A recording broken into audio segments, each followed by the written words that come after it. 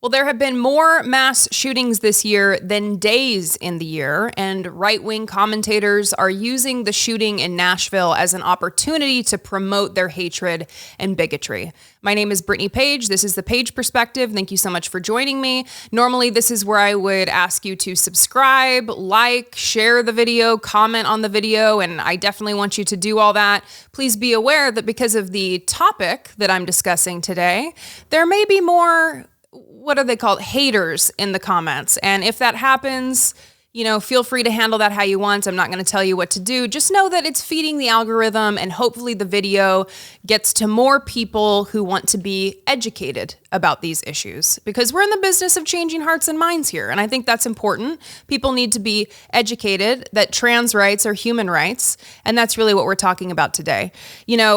This video was originally going to be about the widespread efforts to strip the trans community of their rights, including access to healthcare in this country, and the endless parade of articles that are critical of the trans community from various outlets like the New York Times. I wanted specifically to focus on this crucial reporting from reporter Madison Pauly with Mother Jones, showing the coordinated attack on trans rights from elected officials, conservative activists, radical doctors with fringe beliefs, and Christian nationalist lawyers. I say coordinated attack because that's what the reporting shows. I mean, hundreds of anti-trans bills just this year.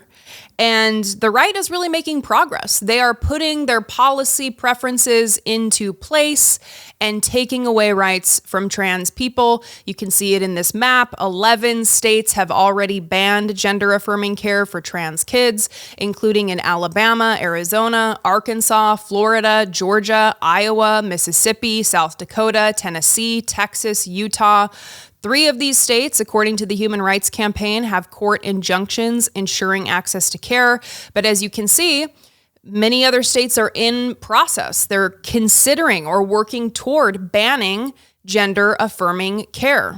The same gender-affirming care that the American Medical Association calls medically necessary, and that other medical associations like the American Academy of Pediatrics and the American Public Health Association say is both safe and effective.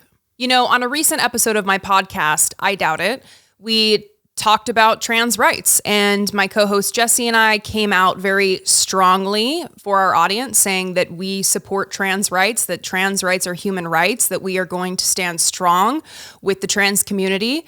And to our surprise, a lot of people in the audience were unhappy with this and had criticism for us on our strong stance.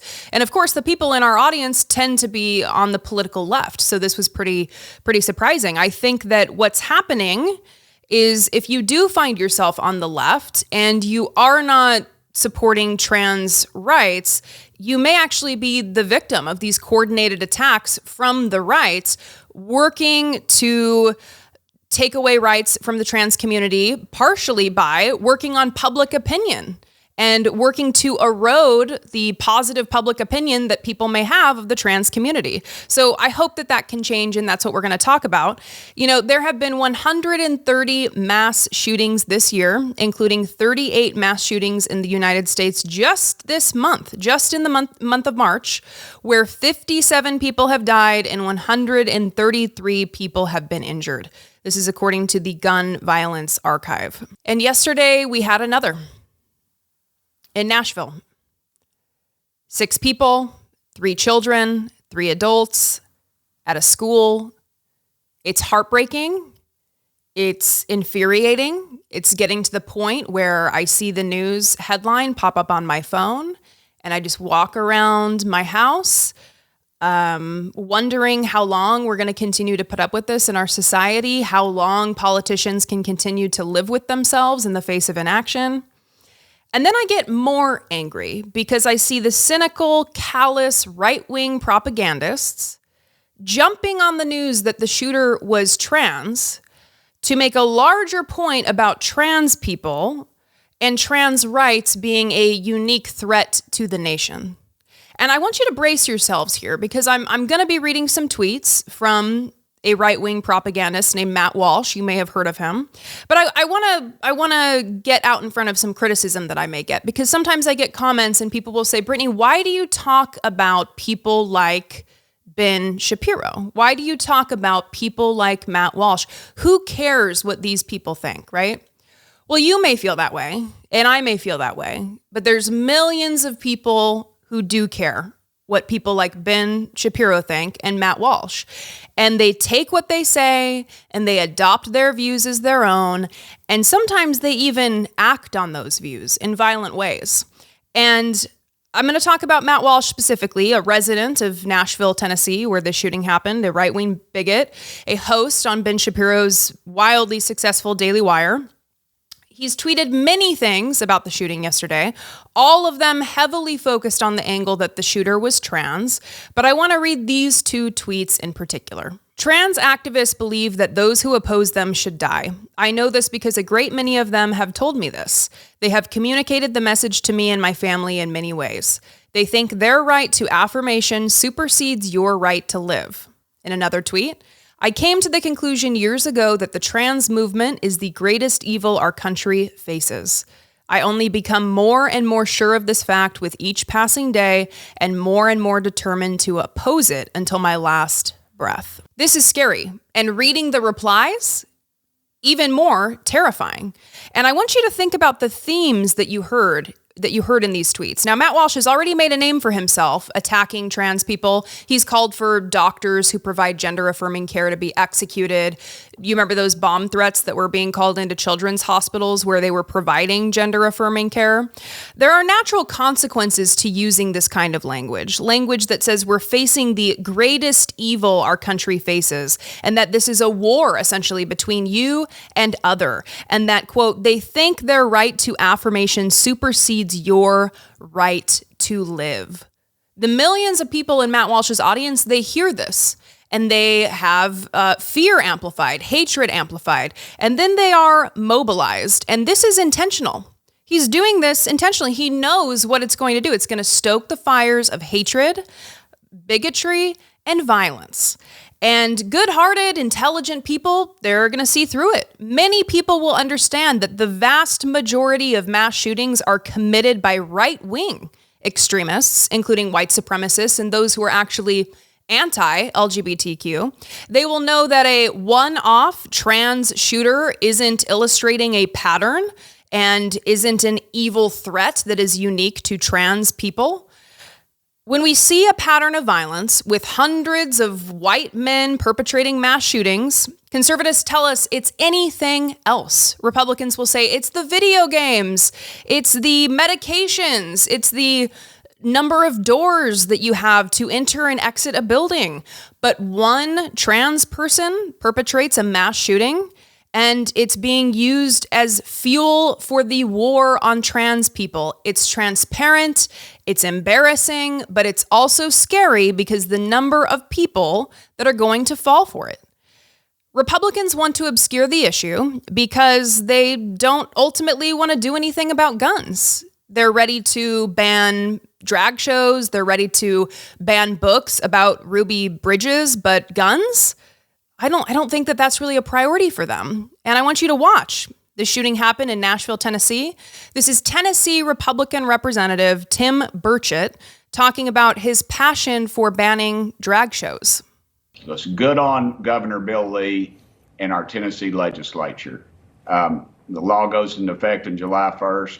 And you know, dadgummit, we don't put up with that crap in Tennessee, and we shouldn't. And the rest of the country should follow suit. This is wrong, as wrong as it can be. And we've let these bunch of radicals push the envelope. You know, I have friends of mine that are homosexual, and they tell me that, and they tell me the same thing. They say kids shouldn't be exposed to this. Right. This is a radical fringe that we're allowing to declare normalcy. This is wrong as wrong can be. Imagine if we got some of that juice and passion for banning guns, where we would be in this society. Imagine if it's as wrong can be. Good on Governor Bill Lee and our Tennessee legislature for banning drag shows. Imagine if guns was in there instead of drag shows. We don't put up with that crap in Tennessee, he says, talking about drag shows. But what about mass shootings? Do you put up with that in Tennessee? Do you know how to ban guns? I mean, you can ban everything else, right? They say a ban won't solve the problem. Well, it seems to be solving the problem of like books about civil rights and drag shows. So bans work for certain things, but not for guns, I guess. The problem here is the guns. It's the guns. It's the guns. When we compare America to every other similarly developed country, we see that the main reason we have so much gun violence is because of the high level of gun ownership in this country. It's the guns. So please resist the temptation to let Republicans win on this issue and obscure and take away the focus from the actual problem, which is guns.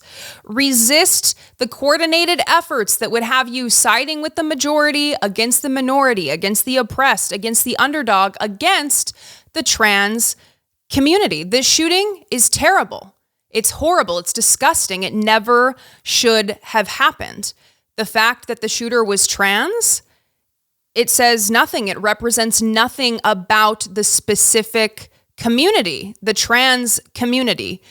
We cannot allow the radical right wing to implicate trans people further to get support in their attacks on the trans community. No, we cannot allow that.